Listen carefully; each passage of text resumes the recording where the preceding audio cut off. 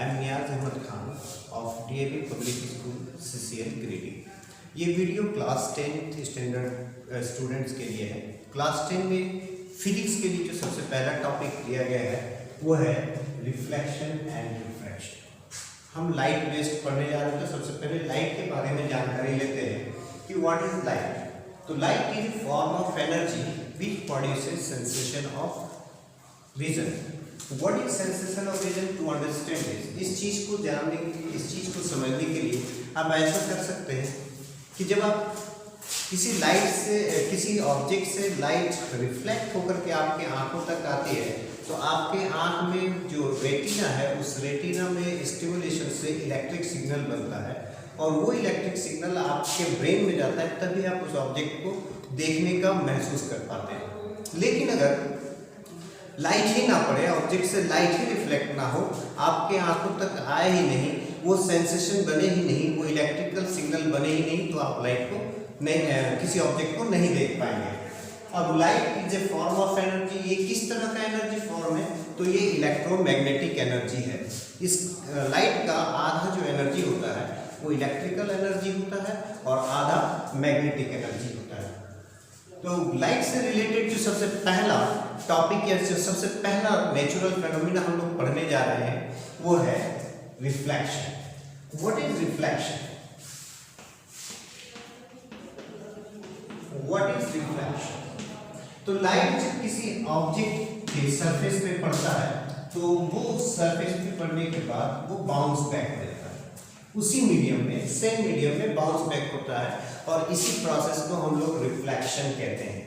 तो रिफ्लेक्शन का डेफिनेशन हो गया कि the bouncing back of light after falling on object surface to the same medium, that is called reflection. अब reflection में ये जो चीजें हैं, इनमें कुछ टर्म्स हैं, उन टर्म्स को देखिए। ये वो सरफेस है, एक्चुअली सरफेस ऐसा है, लाइट यूं पड़ा है, लेकिन हम लोग इस तरह दिखाते हैं तो लाइट आपके सरफेस को हमने इस लाइन पर से दिखाया, जबकि सरफेस ये है। तो this is the reflecting surface. जो लाइट इस ऑब्जेक्ट पे पड़ा है, जो उस पर आ रहा है इस सरफेस पर, इसको हम लोग बोलते हैं इंसिडेंट लाइट, इंसिडेंट रे। और जो बाउंस बैक हो गया जो लाइट, उसको हम लोग बोलते हैं रिफ्लेक्टेड रे, रिफ्लेक्टेड रे। ये हो गया रिफ्लेक्टिंग सरफेस, रिफ्लेक्टिंग सरफेस। और इस पॉइंट को बोलते हैं point of incidence, point of incidence, Hindi में इसको आपतन बिंदु कहते हैं। तो पॉइंट ऑफ इंसिडेंस, अब इस सरफेस पे पॉइंट ऑफ इंसिडेंस पर ही एक नॉर्मल देते हैं जो इस तरह से आएगा और वो आपको दिखेगा यहाँ, ये नॉर्मल है। तो दिस इज कॉल्ड नॉर्मल। तो आपको ध्यान रखना है कि जो लाइट आकर सरफेस पर पड़ती है वो इंसिडेंट लाइट हो गया। ये जिस पॉइंट पे पड़ती है वो पॉइंट ऑफ इंसिडेंस है। जब वो रिफ्लेक्ट, जो बाउंस बैक हो रहा है वो रिफ्लेक्टेड रे है। और पॉइंट ऑफ इंसिडेंट पे सरफेस पे जो 90 डिग्री पे जो लाइन आकर गिर रहा है, उस लाइन को हम लोग कहते हैं नॉर्मल। अब दो एंगल इसमें डिफाइंड होते हैं, एक ये एंगल और एक ये एंगल। इस नॉर्मल और इंसिडेंट रे के बीच जो एंगल हम लोग मेजर करते हैं, this is called angle of incidence, angle of incidence. और इसको हम लोग डिनोट करते हैं आई से, एंगल ऑफ इंसिडेंस को हम लोग आई से डिनोट करते हैं।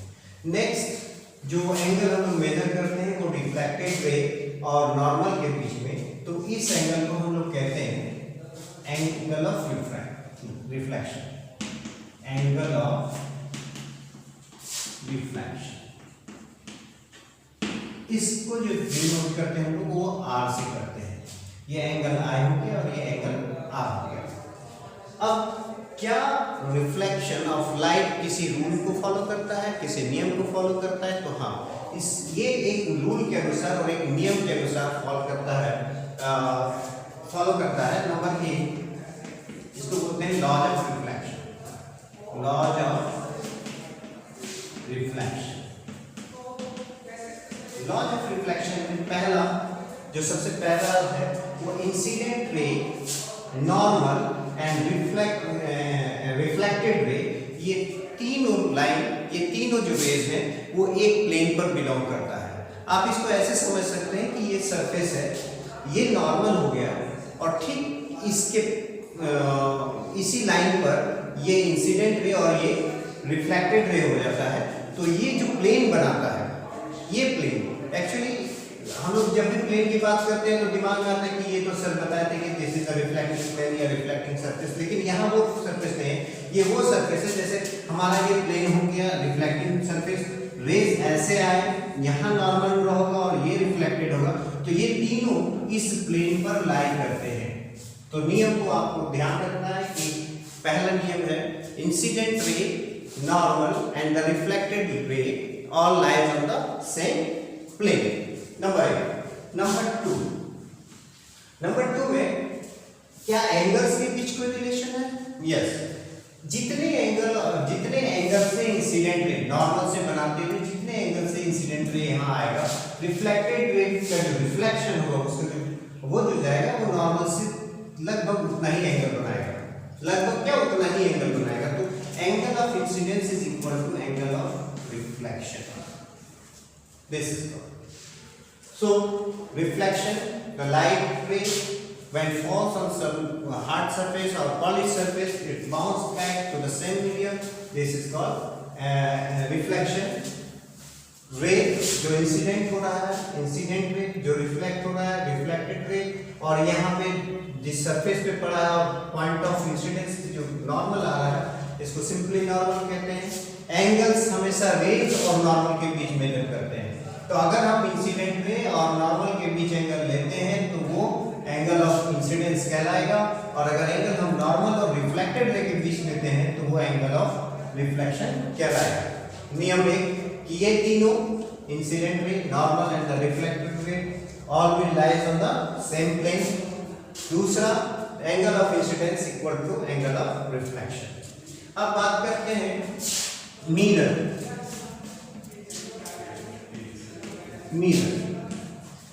मिरर क्या है? हिंदी में इसे दर्पण कहते हैं, दर्पण कहते हैं। तो हाईली रिफ्लेक्टिंग सरफेस, एक ऐसा सरफेस जिस पे लाइट जितना पड़ता हो और मैक्सिमम को वो रिफ्लेक्ट कर देता है, तो ऐसे सरफेसेस को हम लोग मिरर कहते हैं। हमारे पास जो जनरली हम लोग घर में यूज करते हैं वो होता है प्लेन मिरर। प्लेन मिरर वो एकदम सिंपली आपके सामने होता है, आप जिस साइज के होते हैं या ऑब्जेक्ट जिस साइज का होता है वो मिरर भी उसी साइज का बनाता है। लेकिन हमारा इस टॉपिक में हमारा जो सबसे ज्यादा पढ़ना है वो है कर्व मिरर्स। कर्व मिरर्स में दो तरह के मिरर्स होते हैं। मिरर्स, एक हो गया plane mirror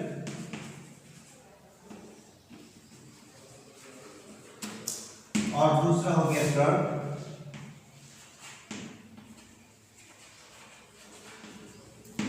curve mirror regular और इरेगुलर होता है। तो इरेगुलर मतलब किसी भी शेप का, जैसे आपके मैजिक मिरर्स हो गए वो जैसे जैसे आपके इमेज को बनाता है तो वो इरेगुलर कर्व है।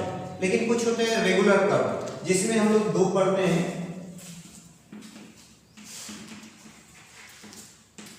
Concave mirror and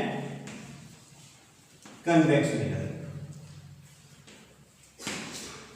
concave mirror है, कन्वेक्स मिरर। अब हम लोग इसको एक एक कर डिस्कस करते हैं कि कनकेव मिरर क्या है और मिरर बनता कैसे है। सबसे पहले ये जान लीजिए कि सपोज दैट मेरे पास एक स्फीयर है, स्फीयर ग्लास का, हम उसका एक सेक्शन काट कर निकाल लेते हैं। सपोज दैट ये सेक्शन, ये एक स्फीयर था, हमने एक सेक्शन काट लिया और इधर से एक सेक्शन काट लिया। मेरे पास सेक्शन 1 है और ये सेक्शन 2 है।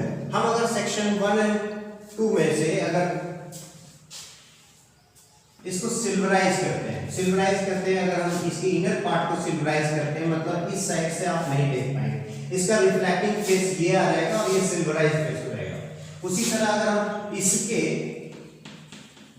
जो आउटवर्ड बल्ब है इसको अगर हम लोग सिल्वराइज करते हैं तो इसका रिफ्लेक्टिंग फेस ये हो जाएगा।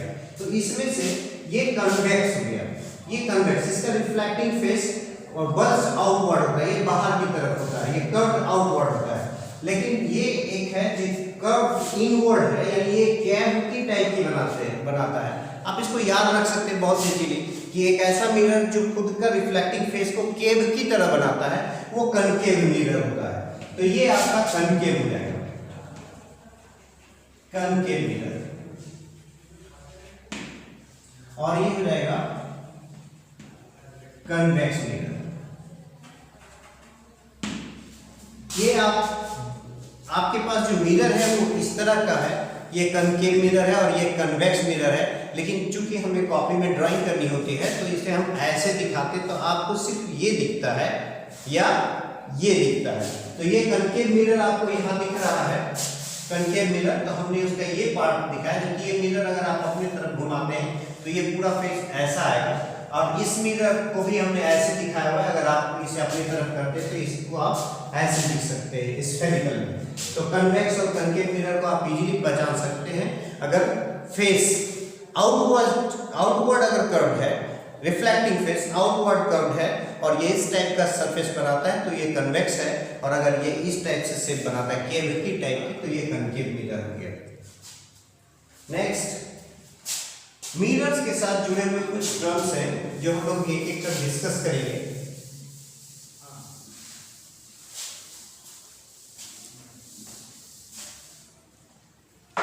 पोल,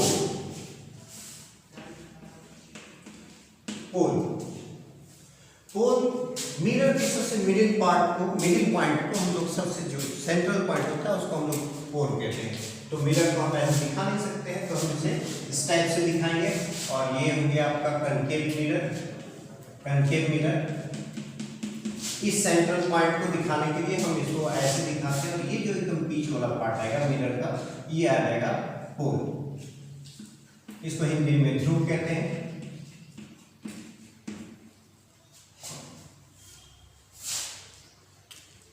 नेक्स्ट, अब आते हैं कन्वेक्स मिरर। फिर कन्वेक्स मिरर के भी सेंट्रल पार्ट हो गए, तो कन्वेक्स मिरर में भी आप जो है इसका इनर पार्ट होता है, इसका जो सेंट्रल पॉइंट है दैट इज कॉल्ड पोल। दूसरा जो सेकंड चीज आपको इसमें जाननी है वो है एपर्चर। हिंदी में इसको द्वारक कहते हैं।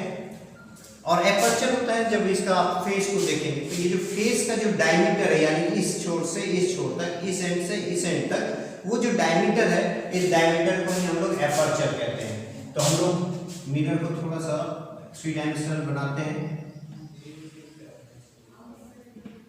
ये मिरर हो गया, ये आपका फेस है। इस फेस का जो डायमीटर आएगा, इसी डायमीटर को हम लोग एपर्चर कहते हैं। तो face of the diameter of the face of the mirror, that is called aperture. Next है center of curvature।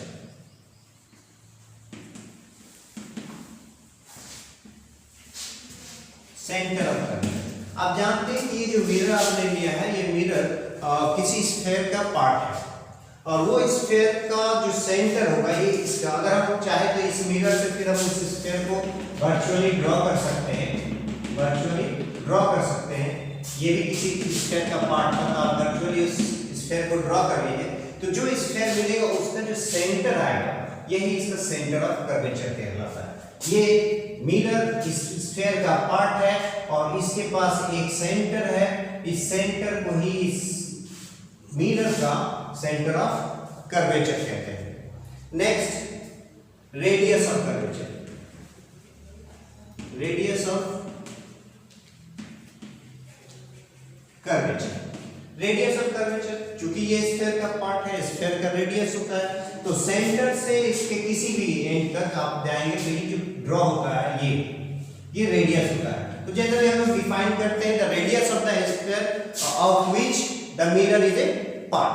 जिस मिरर जिस स्फीयर का पार्ट है उसका जो रेडियस है वो इसका रेडियस ऑफ कर्वेचर कहा जाएगा। तो इसको हम लोग यहाँ से यहाँ तक को इसको रेडियस ऑफ कर्वेचर कहते हैं, और जनरली इसका नोटेशन कैपिटल R से करते हैं। फिर ध्यान रखेंगे कि पोल से सेंटर तक का जो डिस्टेंस है ये इसी को आप रेडियस ऑफ कर्वेचर कहेंगे। नेक्स्ट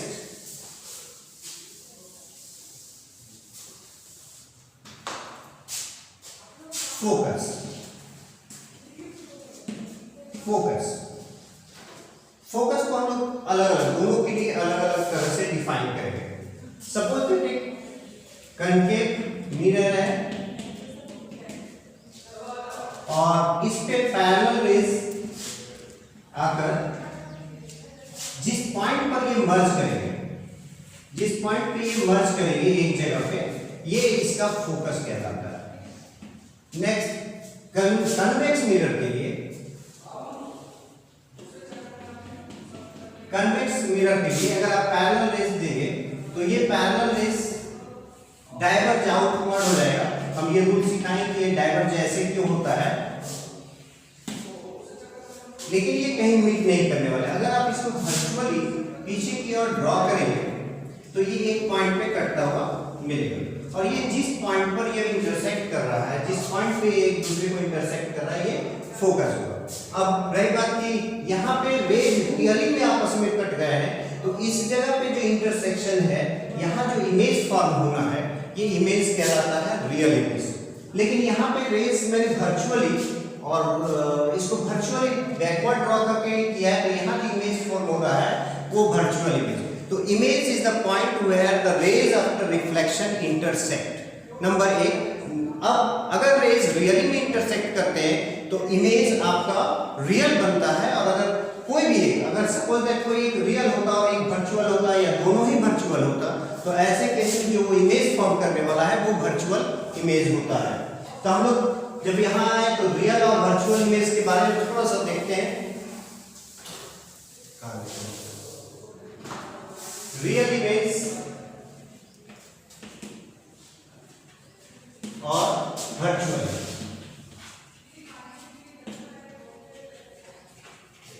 अभी हम लोगों ने जाना कि रियल इमेज में रेज रियली इंटरसेक्ट करते हैं, जो रेज थे ओरिजिनल, वो ओरिजिनल रेज जब इंटरसेक्ट करते हैं तो रियल इमेज बनेंगे।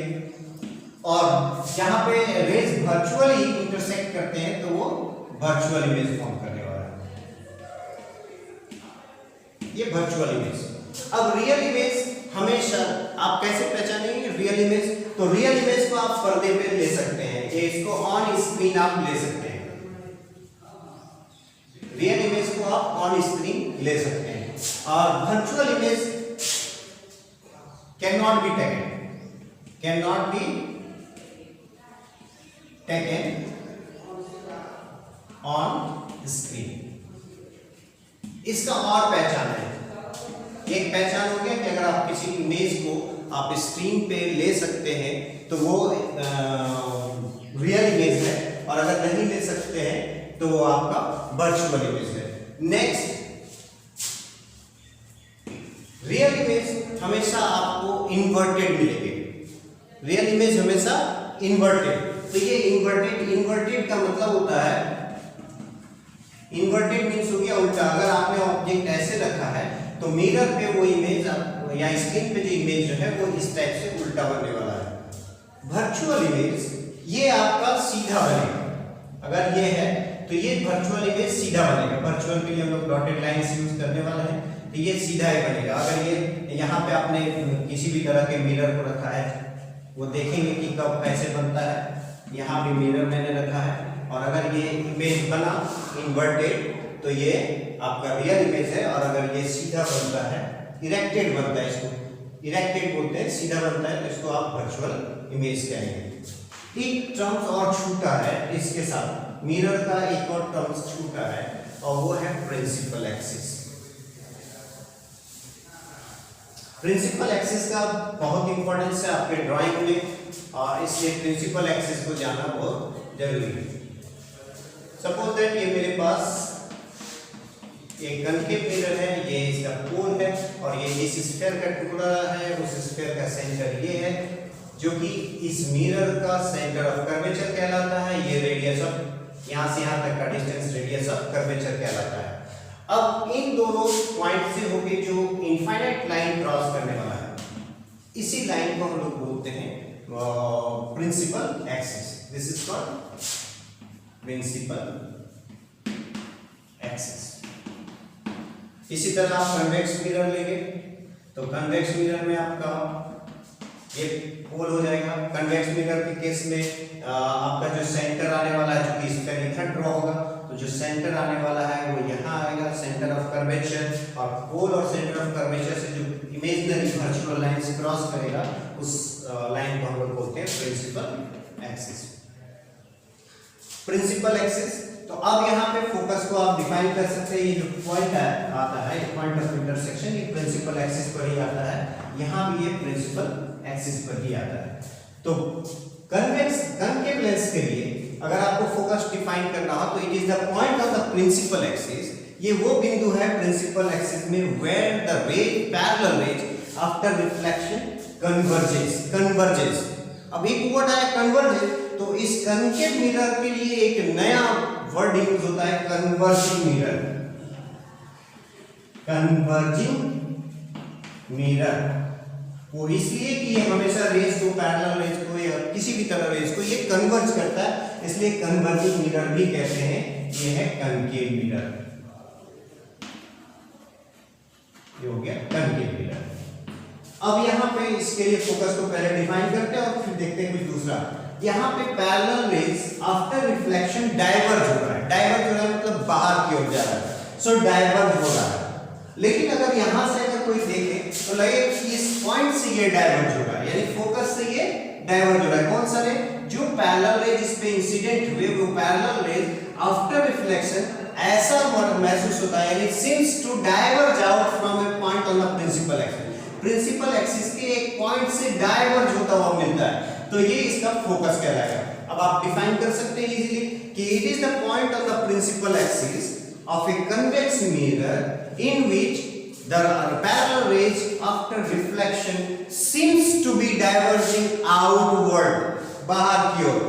अच्छा, डाइवर्ज वर्ड आया तो ये मिरर हमेशा लाइट को डाइवर्ज करता है, हमेशा ये लाइट को डाइवर्ज करता है। तो जब डाइवर्ज करता है तो इस कन्वेक्स मिरर के लिए एक और नाम हम लोग रखते हैं, इसको बोलते हैं डाइवर्जिंग मिरर।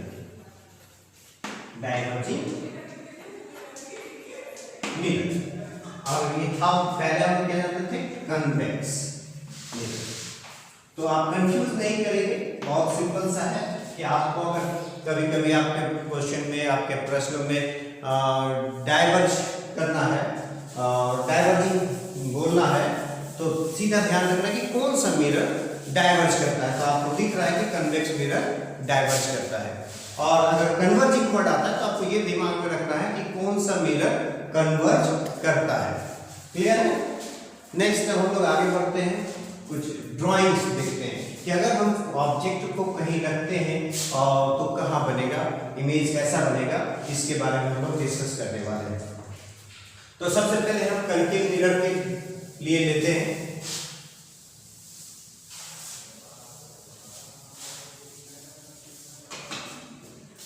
ड्राइंग के लिए सबसे पहले आपको ध्यान रखना है कि आपकी ड्राइंग नीट एंड क्लीन होनी चाहिए, और जो डिस्टेंसेस मेजर करेंगे वो एक्यूरेट हो, जितना हो सके एक्यूरेट हो। तो आपको कभी रटना नहीं पड़ेगा, आपको कभी ये याद नहीं करना पड़ेगा कि हम ऑब्जेक्ट किस पोजीशन में रखे थे, तो इमेज कैसा बना था और कहाँ बना था, ये आपको रटने की जरूरत नहीं है। बशर्ते कुछ नियम है उस नियम को फॉलो करेंगे। लेकिन उसके पहले 3 स्पेशल रेज, इमेज फॉर्मेशन के लिए 3 स्पेशल रेज। सबसे पहले एक देखते हैं कि सपोज दैट ये C है, ये P है, तो इमेज फॉर्म करते समय आपको हर एक जिस पॉइंट पे आप लाइट इंसिडेंट कराएंगे उस जगह पे आपको एक नॉर्मल की जरूरत पड़ने वाली है। नॉर्मल की सबसे पहला ध्यान रखना है। तो आप ध्यान रखेंगे कि आप अगर C से, इस सेंटर से कोई भी लाइन अगर आप इस की मिरर तक ड्रॉ करते हैं तो वो रेडियस होता है, और रेडियस हमेशा उस सरफेस पे नॉर्मल होता है। तो आपके लिए सबसे पहला जो प्रॉब्लम था कि नॉर्मल कहाँ से आने वाला है, तो नॉर्मल आपका हमेशा C से होगा। तो किसी भी अगर आप यहाँ लेते हैं, यहाँ नॉर्मल ड्रॉ करना है, तो आप इससे जुड़ता हुआ लाइन आप ड्रॉ करिए नॉर्मल। अगर सपोज दैट कोई लाइट यहाँ है, आपको लॉज ऑफ रिफ्लेक्शन को आपको फॉलो कराना है किसी रेज के लिए, तो नॉर्मल सबसे मस्ट है।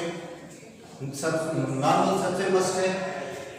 तो यहाँ पर अगर आप एक वेज इंसिडेंट कराने वाले हैं तो यहाँ पे आपको एक नॉर्मल चाहिए, तो नॉर्मल फिर आप जो है सी से ही ड्रॉ करेंगे। तो एट एनी किसी भी समय जब भी आपको नॉर्मल की जरूरत पड़ने वाली है तो आप सी से कोई भी लाइन ड्रॉ कर दीजिए, वो उस जगह पर नॉर्मल बनने वाला है इस सरफेस पर, उस पॉइंट पर। क्लियर है? नंबर 1। नंबर 2, अगर आपके रेज जाते हैं ऐसे तो आप ध्यान रखेंगे कि ये जिस एंगल से इंसिडेंट हुआ इस एंगल से आप रिफ्लेक्शन करेंगे। हो गया सिंपल। तो क्योंकि एंगल ऑफ इंसिडेंस जितना है वो एंगल ऑफ रिफ्लेक्शन को उतना होना चाहिए। और क्या है कि आप 3 रेज को यूज करेंगे। एक इसके पैरेलल जाने वाला है, नंबर 1। सपोज दैट ये सी हो गया और यहाँ पे एक ऑब्जेक्ट लेते हैं, तो एक रे आप इसके पैरेलल लेंगे प्रिंसिपल एक्सिस। इस एक्सिस का नाम क्या था? Principal axis. ये पॉइंट क्या था? पोल। तो आप प्रिंसिपल एक्सिस के पैरेलल एक रे यहां से सिर से ले सकते हैं इसके। नंबर 1। नंबर 2, इसको मोड़ेंगे और कितना मोड़े, तो सब दूसरी बात यहाँ पे आप नॉर्मल ड्रॉ करेंगे। तो this is the normal, this is the normal जो सी से होके जाएगा। तो एक और एक इंपॉर्टेंट चीज, आप वेज में एरो देना नहीं भूलेंगे किसी भी कीमत पे। अगर आप एरोस नहीं देते हैं तो आपका वो डायग्राम रॉन्ग होना है, वो रॉन्ग हो जाएगा, इसलिए एरो जरूर देना है। फिर यहाँ एंगल ऑफ इंसिडेंस को ध्यान में रखते हुए एंगल ऑफ रिफ्लेक्शन को भी उतना ही दें, तो मैंने वही किया एंगल ऑफ रिफ्लेक्शन। तो ये एक पहला वे हो गया जो आपको डायग्राम के लिए जरूरत है। फिर से एक बार बता रहा हूँ कि हमेशा आपको डायग्राम के लिए नॉर्मल होना जरूरी है, और जिस जगह से आप रिफ्लेक्शन कराएंगे उस जगह पे लॉज ऑफ रिफ्लेक्शन का वैलिड होना, लॉज ऑफ रिफ्लेक्शन का पूरा तरह से यूज होना बहुत जरूरी है। तो आपको इंसिडेंट रे चाहिए होगा, नॉर्मल चाहिए होगा, और फिर उसी हिसाब से एंगल के हिसाब से आपको नॉर्मल से बनाते हुए रिफ्लेक्टेड रे ड्रॉ करना है। तो ये पहला रे है जो आपको लेना है किसी भी डायग्राम में। दूसरा कि आप एक रे डायरेक्ट पोल तक ले सकते हैं, तो ये पोल तक रे आएगा। अब यहाँ पे आता है कि सर तो फिर पी पॉइंट पर जो इंसिडेंट रे पड़ा, this is the incident ray, तो यहाँ पे नॉर्मल, तो मैंने पहले ही कहा था कि सी से जो भी लाइन क्रॉस करने वाला है, जिस लाइन जो लाइन पास करने वाला है वो लाइन नॉर्मल होता है। तो ये ऑलरेडी नॉर्मल है, ये प्रिंसिपल एक्सिस ही नॉर्मल है। फिर आप इस एंगल को देखते हुए, इस एंगल को देखते हुए उतने एंगल से आप ड्रॉ कर लीजिए, this will be the reflected. और क्या हो सकता है, जैसे एक रे हम यहां से लेके जा सकते हैं सी से होके, सी से, तो सी से जो लाइट गया तो सर ये कहां जाएगा? ये बहुत बड़ा प्रॉब्लम है जो बच्चे नहीं समझ पाते हैं, तो उसको ध्यान रखें कि कोई भी जब अगर आप किसी सरफेस पे कोई लाइट नॉर्मल इंसिडेंट कराते हैं तो उसका रिफ्लेक्शन भी नॉर्मल होने वाला है। तो ये जो लाइट है, जो तीसरा रे इधर से जाने वाला है, ये एक्चुअली इस सरफेस पे नॉर्मल होने वाला है। मैंने यहाँ पे कोई मिरर नहीं लिया है, एक्चुअली एक कंकेव मिरर आप ले सकते हैं, ये कंकेव मिरर है। तो ये नॉर्मल है, तो जब ये नॉर्मल इंसिडेंट करेगा तो ये रिफ्लेक्ट भी नॉर्मल करेगा, ये रिफ्लेक्ट भी नॉर्मल करेगा, और जहां पॉइंट जहां वो आपस में इंटरसेक्ट करेंगे उस जगह पे इमेज बनेगा। तो अब हम लोग सीखते हैं और देखते हैं कि कैसे हम लोग सॉल्व करते हैं इमेज फॉर्मेशन की जो प्रॉब्लम्स होते हैं उसको। तो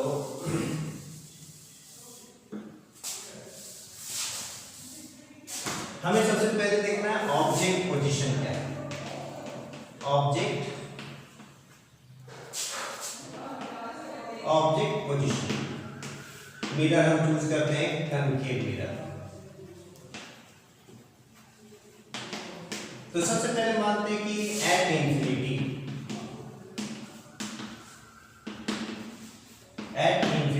ऑब्जेक्ट इंफिनिटी पे रखा हुआ है, मिरर कनकेव है, तो हम सबसे पहले कनकेव मिरर ड्रॉ करेंगे। आपको पहले बताया कि आपका डायग्राम क्लियर होना चाहिए। पोल आप सिलेक्ट करेंगे, सेंटर ऑफ कर्वेचर आप सिलेक्ट करेंगे, प्रिंसिपल एक्सिस को ड्रॉ करेंगे, सेंटर ऑफ कर्वेचर। एक सबसे इंपॉर्टेंट चीज कि सेंटर ऑफ कर्वेचर पी के सबसे बीच में, एकदम बीच में जो पॉइंट आता है वो होता है फोकस। ये आप ड्रॉ करते अगर नियम से तो आपको पता चल जाए कि ये यही इंटरसेक्ट करने वाला है। ऑब्जेक्ट इंफिनिटी पे जब भी कहा जाए तो आप उस ऑब्जेक्ट से दो रे लीजिए, वो पैरेलल आएगा और प्रिंसिपल एक्सिस के पैरेलल आएगा हमेशा। तो ऑब्जेक्ट इंफिनिटी पे है यहाँ कहीं, तो दो रेज इसमें से लेंगे parallel to the principal axis, parallel to the principal axis. अभी आपको जानना नहीं है, आप जानते हैं कि पैरेलल रेज, यहाँ पे आपको नॉर्मल ड्रॉ करना नहीं, अगर करना चाहते हैं तो आप हल्का सा कर सकते हैं, नॉर्मल ड्रॉ कर सकते हैं। और यहाँ से ये जो रिफ्लेक्ट होगा, आप जानते हैं प्रिंसिपल एक्सिस के पैरेलल लाइट्स हमेशा फोकस पे जाके इंटरसेक्ट करते हैं, तो ये फोकस पे इंटरसेक्ट करने वाले हैं। हो गया। अब आपसे जो सवाल पूछा जा सकता है, इमेज का पोजीशन, इमेज पोजीशन। तो इमेज पोजीशन क्या है? तो जहां रेज आफ्टर रिफ्लेक्शन इंटरसेक्ट करने वाले वो पॉइंट, वही इमेज है। तो ये इंटरसेक्ट कहां कर रहे हैं? फोकस पे। तो इमेज कहां बन रहा है? At focus, number 1। Number 2, size पूछा जा सकता है, साइज। तो आप दे सकते हैं कि यहाँ जो साइज था ऑब्जेक्ट का वो काफी बड़ा था और ये एक पॉइंट पर आके कंसंट्रेट हो गया है, एक पॉइंट पर, यानी ये पॉइंट साइज हो गया, पॉइंट साइज। नेक्स्ट, नेचर क्या है? नेचर, तो नेचर डिटरमाइन करने के लिए आपको सबसे पहले ये ध्यान रखना है कि जो रेज कट रहे हैं वो रियली रेज कट रहे हैं या वर्चुअली कट रहे हैं। तो यहाँ रेज रियल में कट गए, जो रेज आए थे, जो रिफ्लेक्ट हुए थे, वही इंटरसेक्ट कर रहे थे।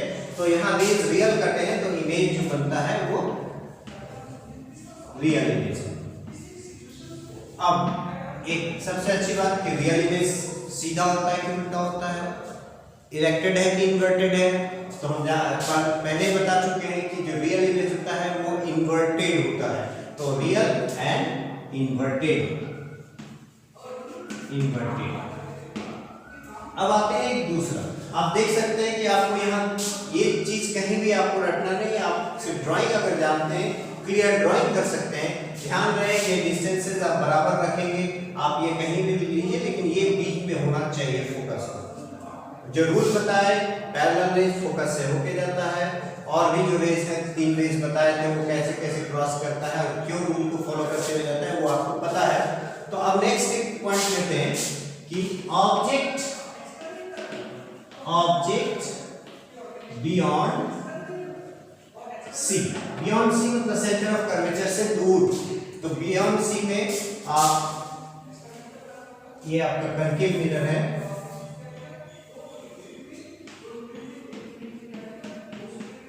ये कोण आपको प्रिंसिपल एक्सिस ड्रॉ करना है, फिर सी सिलेक्ट करना है और सी और पी के बीच में आपका एफ आने वाला है। बियॉन्ड सी बोला है तो आपको ऑब्जेक्ट को सी से दूर ले लीजिए।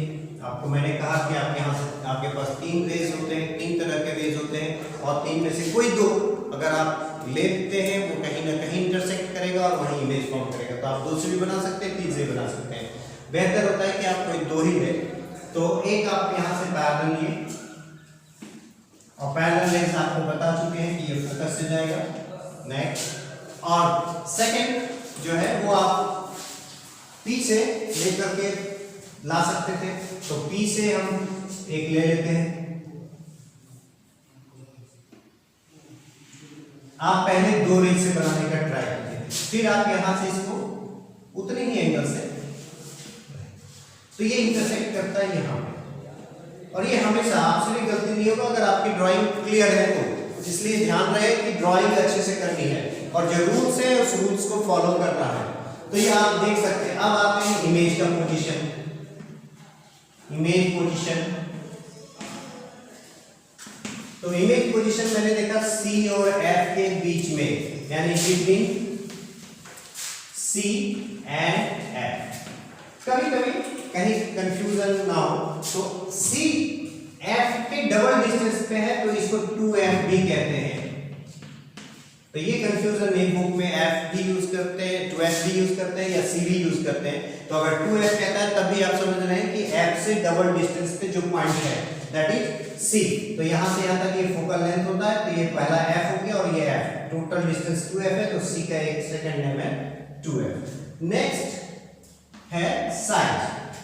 अब साइज कंपेयर कर लीजिए, ये साइज बड़ा है और ये छोटा है, कंपैरेटिवली छोटा है, तो साइज जो होगा वो स्मॉलर या smaller than object, smaller than object. Next nature को डिसाइड करना है, तो बहुत सिंपल है, रेज जो रिफ्लेक्ट हुए हैं वही रियल में कट रहे हैं, तो इमेज जो बनना है वो बनना है रियल, और रियल है और देख करके भी बता सकते हैं कि ये इन्वर्टेड है, रियल है इन्वर्टेड। और भी केसेस आप ले सकते हैं, एक नेक्स्ट केस हम लोग डिस्कस करते हैं, ऑब्जेक्ट पोजीशन एट सी करते हैं, एट सी, सी का दूसरा नाम 2f, अभी बताया 2f, तो यहां रखते हैं तो क्या होता है।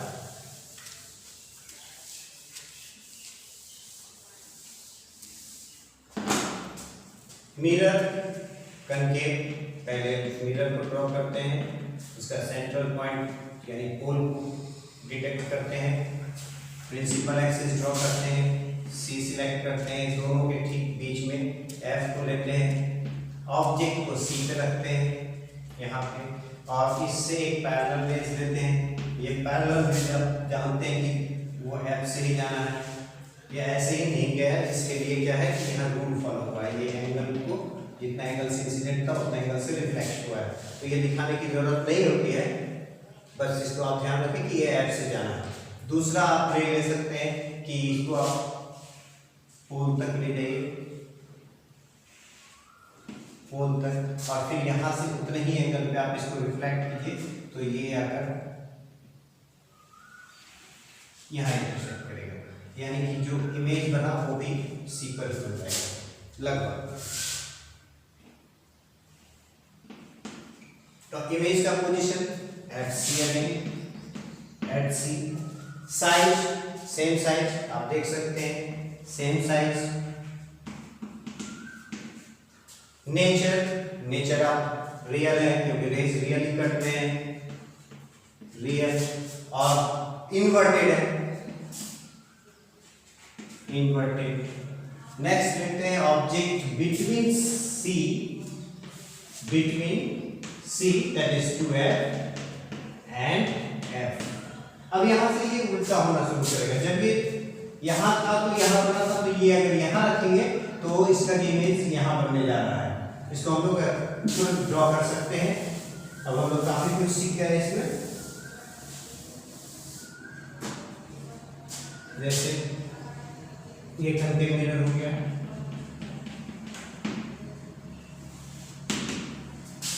P C F। अगर हम ऑब्जेक्ट को C और F के बीच में लेते हैं तो आपको पहले बता चुके हैं कि एक पैरेलल में वहां से जो F, दूसरा P एंड उतने ही एंगल से लिए।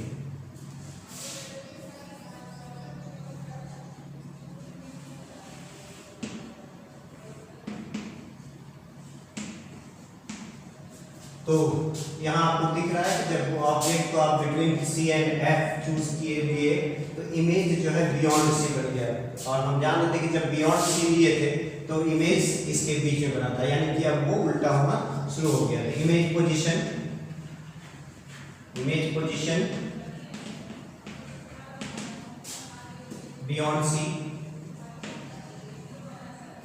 साइज बिगर, देख सकते हैं कि जो ऑब्जेक्ट लिए थे उससे काफी बड़ा बना है, बिगर।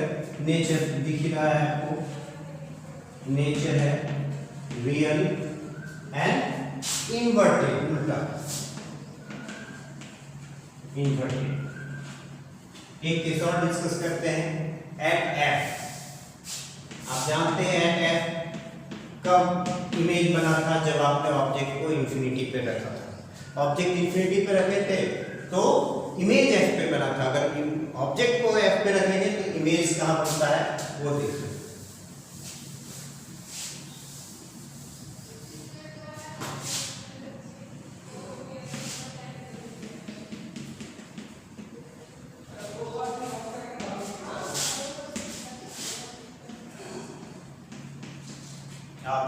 ऑब्जेक्ट को F पे रखेंगे, पैरेलल रेस ये यहाँ से F से होते हुए जाएगा, दूसरा T पर लेंगे और जब इसको आप ड्रॉ करेंगे तो ये पैरेलल है। ये दोनों रेस आपस में पैरेलल हो गए, यानी इंटरसेक्ट तो ये यहाँ नहीं करने वाले हैं, ये जाके इंटरसेक्ट करेंगे इंफिनिटी पे, और साइज जो बनेगा ऑब्जेक्ट का वो इनफाइनाइट साइज का, क्योंकि इंटरसेक्ट करेगा तो इस प्रिंसिपल एक्सिस से कहाँ जाके मिलेगा, वहाँ जो साइज बनेगा ऑब्जेक्ट का वो काफी बड़ा बनेगा। तो इमेज पोजीशन एट इंफिनिटी, दूसरा size extremely large size, and nature that will be real and inverted, real and inverted.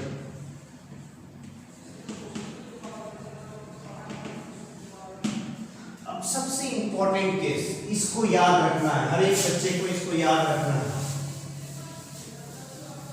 क्योंकि इसका बहुत एप्लीकेशन है और इस एप्लीकेशन के आधार पर ही आपसे सवाल पूछे जाते हैं। वो है ऑब्जेक्ट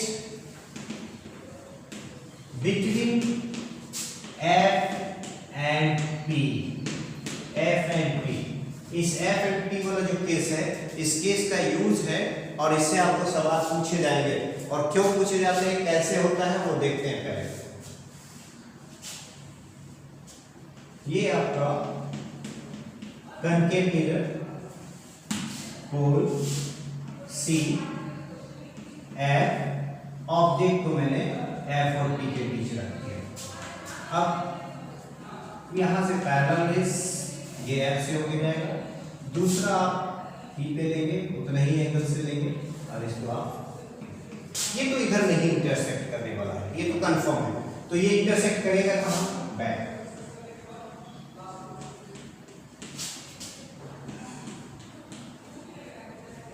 यानी इमेज जो है वो बैक साइड में बनेगा मिरर के, और इस तरह बनेगा सी, लार्जर साइज का।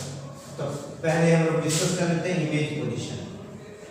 इमेज पोजीशन क्या दिखा, image position behind mirror, behind mirror,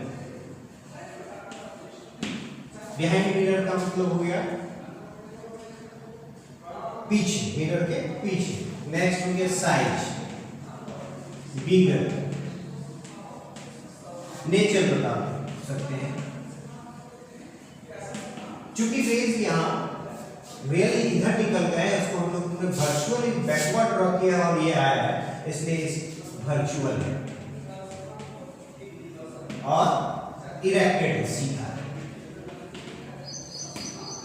इस कंसेप्ट का यूज बहुत वास्ट है। जैसे हम लोग सेविंग मिरर के लिए कौन सा मिरर यूज करते हैं, तो सेविंग मिरर के लिए हम लोग कनकेव मिरर को यूज करते हैं, और हम सेविंग मिरर का यूज इन सब केसेस के में रह करके नहीं कर सकते हैं, क्योंकि जब भी हम यहाँ मिरर से दूर बैठेंगे, सी से F से बियॉन्ड बैठेंगे, तो हमारा जो फेस का इमेज है वो इन्वर्टेड बनेगा, और इन्वर्टेड बनेगा और उसको वो हमारे आंखों पे आकर के बनेगा, हम उसका यूज नहीं कर सकते हैं। उस समय आप सेविंग के लिए उस मिरर का यूज नहीं कर सकते हैं। और अगर हम इस केस को लेते हैं, अगर हम अपने फेस को मिरर के फोकस और पोल के बीच रखते हैं, फोकस और पोल के बीच रखते हैं, लार्ज साइज का है, तो हमारा इमेज सीधा बनेगा और बड़ा बनेगा। यानी ये जो सेविंग की जो दाढ़ी है या बियर्ड्स है, वो जो है एकदम आपको क्लियर दिखेगा, साफ दिखेगा। तो इस केस का यूज आप कर सकते हैं सेविंग मिरर के लिए। तो ध्यान रखिए, सेविंग मिरर के लिए वो केस यूज होता है कनकेव मिरर का, जिसमें ऑब्जेक्ट जो है वर्चुअल इमेज बनाता है और बड़ा बनाता है, सीधा बनाता है। वो केस कौन सा है, जब ऑब्जेक्ट को हम फोकस और पोल के बीच में रखते हैं। अब आते हैं कन्वेक्स मिरर में। कन्वेक्स मिरर, कन्वेक्स मिरर में बहुत ज्यादा केसेस है नहीं, मैं दिखाता हूं।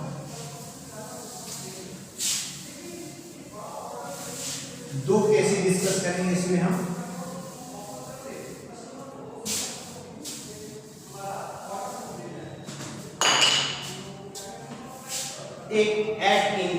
At infinity.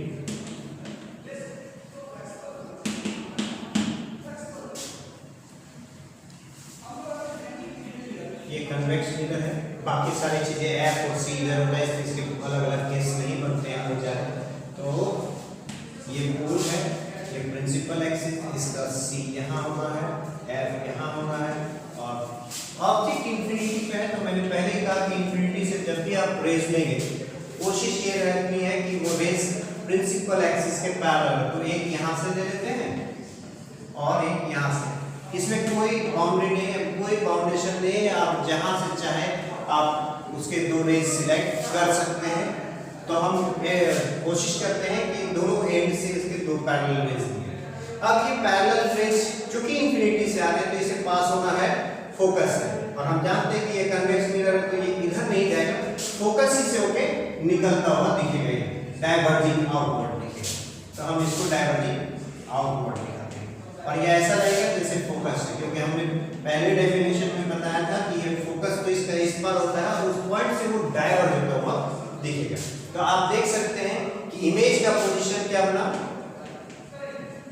Image position behind mirror, behind mirror. Number 8 size, size तो point size, point size. Nature, तो यहाँ जो रेज कट रहे हैं वो रियल नहीं है, वो वर्चुअल है, तो ये वर्चुअल। और आप जानते हैं कि वर्चुअल अगर इमेज है तो वर्चुअल इमेज होने पर ये सीधा बनने वाला है, यानी इरेक्टेड, इरेक्टेड। नेक्स्ट है object in front of mirror, in front of mirror. यहां आपके पास ज्यादा चॉइस है नहीं, ऑब्जेक्ट का पोजीशन के लिए बहुत ज्यादा चॉइस है नहीं, क्योंकि ये इधर और कुछ नहीं है, एक इंफिनिटी और फ्रंट ऑफ द मिरर है, बाकी जो चीजें थी वो इधर, इसलिए इसमें दो ही केसेस डिस्कस होते हैं। तो नेक्स्ट अगर हम इन फ्रंट ऑफ मिरर रखते हैं,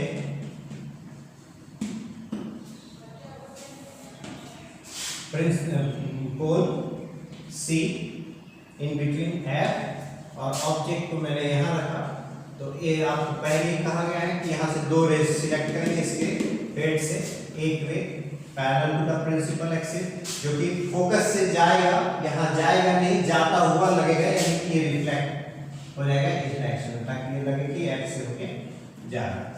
नेक्स्ट एक पोल पर इंसिडेंट, इस पोल पे आप जानते हैं कि ये लाइन नॉर्मल है, तो जितने एंगल से है उतने एंगल से इसको रिफ्लेक्ट कराइए, ये हुआ। और ये रे इधर है और ये इधर है, ये इंटरसेक्ट नहीं कर रहे, तो इसको बैकवर्ड ड्रॉ करते हैं, तो ये आपको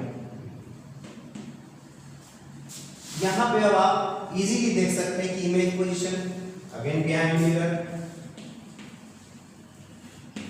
behind mirror, size small, small. इसका इस प्रॉपर्टी को हम लोग यूज करते हैं रियर व्यू मिरर, हम थोड़ी देर में डिस्कस करेंगे इसको कि कैसे यूज करते हैं। नेचर, तो नेचर है तो ये वर्चुअल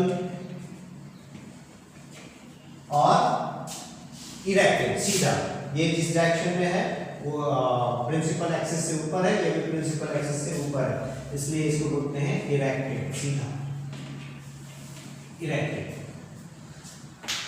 तो आप बहुत इजीली ड्राइंग बना सकते हैं, बहुत इजीली ड्राइंग बना सकते हैं। अगर आपको कुछ चीजें दिमाग में रखनी है, रेज कौन सी सिलेक्ट करना है, वो रेज कैसे ट्रेवल करेगा, लॉज ऑफ रिफ्लेक्शन को कैसे फॉलो करेगा और कैसे इंटरसेक्ट कर रहा है, इन सब चीजों को ध्यान रखेंगे तो आपका ड्राइंग बन जाएगा। आपको ये सब कहीं रखने की जरूरत नहीं है, याद रखने की जरूरत नहीं है, आप इजीली कर सकते हैं। आप कहीं भी रफली ड्राइंग बनाइए, आप तुरंत उसका आंसर आपको मिल जाएगा। Use of concave and convex mirror,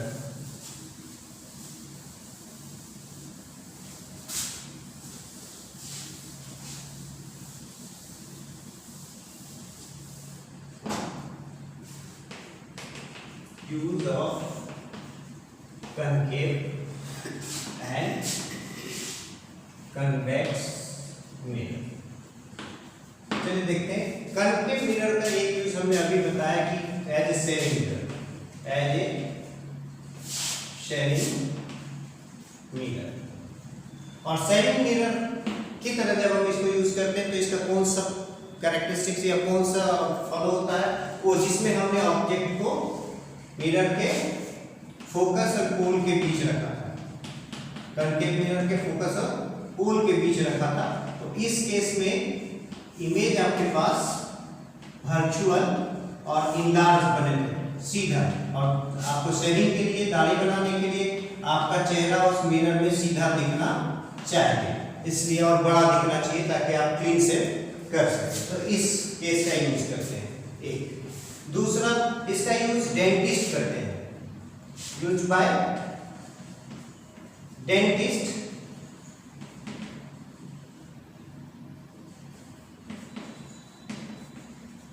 as reflector.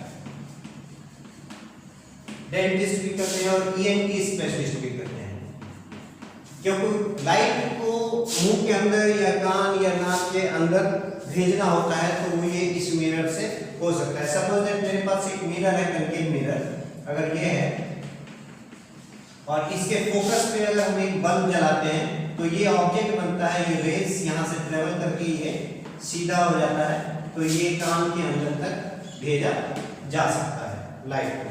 तो it is used by dentist और ENT specialist as a reflector.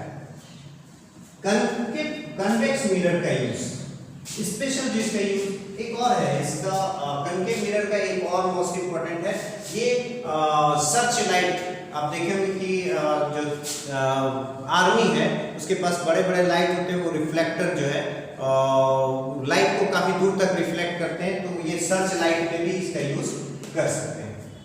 Convex mirror, इसका जनरली रियर व्यू मिरर में होता है। और क्यों होता है इसका रीजन बताते हैं। तो अभी रियर व्यू मिरर में अभी हमने एक केस ड्रॉ किया था जिसमें ऑब्जेक्ट को in front of the mirror रखे थे,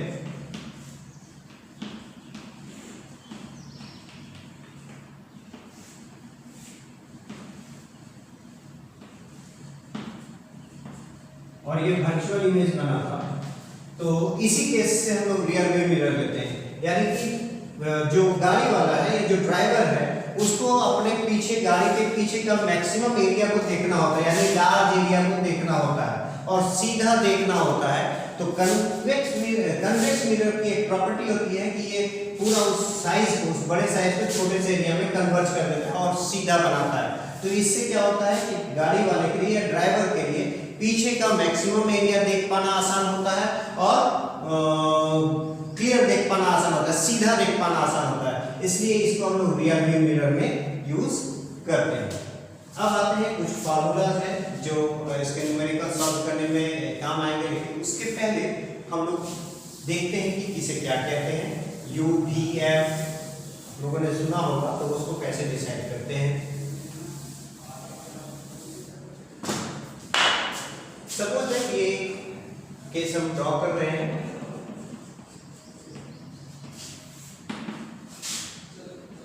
ये F, ये P, ये C, यहाँ से जितने भी डिस्टेंसेस मिरर के केस में या लेंस आगे भी पढ़ेंगे, जितने भी केसेस होते हैं, हर केस में डिस्टेंसेस हमेशा F से शुरू करके मेजर करते हैं। P से शुरू करके मेजर करते हैं। तो P से फोकस तक का जो डिस्टेंस हम मेजर करने जा रहे हैं, इसको फोकल लेंथ कहते हैं और इसको डिनोट करते हैं स्मॉल f से, नंबर 1। फिर पोल से C तक का जो डिस्टेंस मेजर करेंगे, इसको हम लोग बोलते हैं radius of curvature and denoted by r। Object अगर कहीं रखते हैं, सपोज दैट हमने यहाँ पे ऑब्जेक्ट को रख दिया, तो ये जो ऑब्जेक्ट का, ये ऑब्जेक्ट है, इसको हम सपोज ये भी नाम देते हैं ऑब्जेक्ट है। तो पोल से ऑब्जेक्ट का डिस्टेंस, इसको हम लोग u से रिप्रेजेंट करते हैं, u से रिप्रेजेंट करते हैं। फिर पोल से इमेज, अब इस केस में हम लोग जानते हैं कि इमेज जनरली यहाँ बनता है, तो अगर इमेज यहाँ बना है, सपोज दैट a' b', तो ये जो डिस्टेंस है वो भी मेजर पोल से ही होगा, और इस डिस्टेंस को हम लोग d बोलते हैं। कब नेगेटिव लेंगे, कब पॉजिटिव लेंगे, उसके लिए हम लोग डिस्कस करेंगे बाद में। कन्वेक्स के लिए भी एक रिवर ड्रॉ करते हैं, और बड़ा करते हैं। फिर यहाँ पे आता हूँ कि सारे डिस्टेंसेस पोल से मेजर करने हैं, तो पोल से स्टार्ट करके आप मेजर करना शुरू करेंगे। हमेशा किसी भी डिस्टेंस को, अगर मान लो आपको भी मेजर करना है तो यहाँ से यहाँ नहीं मेजर करना है, वो यहाँ से शुरू होकर यहाँ मेजर करना है। तो आप सी एफ, हम इसका डिस्टेंस यानी फोकस का डिस्टेंस नापते हैं, जिसको हम फोकल लेंथ कहते हैं। तो यहाँ से शुरू करेंगे और इसको मेजर करेंगे यहाँ तक, ये हो गया फोकल लेंथ, इसको एफ से डिनोट करते हैं। फिर ये सी हो गया जो कि रेडियस ऑफ कर्वेचर है। अगर हम ऑब्जेक्ट को यहाँ रखें, आप कन्वेक्स मिरर में इधर नहीं रख सकते मिरर को, क्योंकि इधर तो सिल्वराइज फेस होता है, रिफ्लेक्टिंग फेस इधर होता है, तो इसको इधर ही रखेंगे। तो यहाँ से इसका ये U और इसका जो इमेज बनने वाला है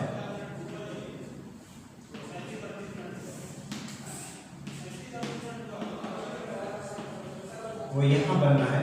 तो पोल से यहाँ तक के डिस्टेंस को भी कहते हैं, इस डिस्टेंस को भी image distance, U object distance, F focal length, R radius of curvature.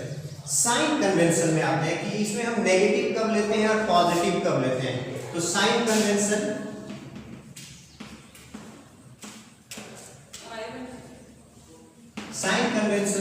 जो मॉडर्न साइन कन्वेंशन है उसके लिए कहा गया है कि आप एक कोऑर्डिनेट सिस्टम चूज करेंगे। आप जानते हैं कि इसको हम y एक्सिस कहते हैं, y जो है x एक्सिस कहते हैं। इधर जितने भी वैल्यूज लेते हैं वो नेगेटिव होता है, -1 -2 -3, और इधर जो लेते हैं वो प्लस में +1 +2 +3 +4 +5 नंबर 1।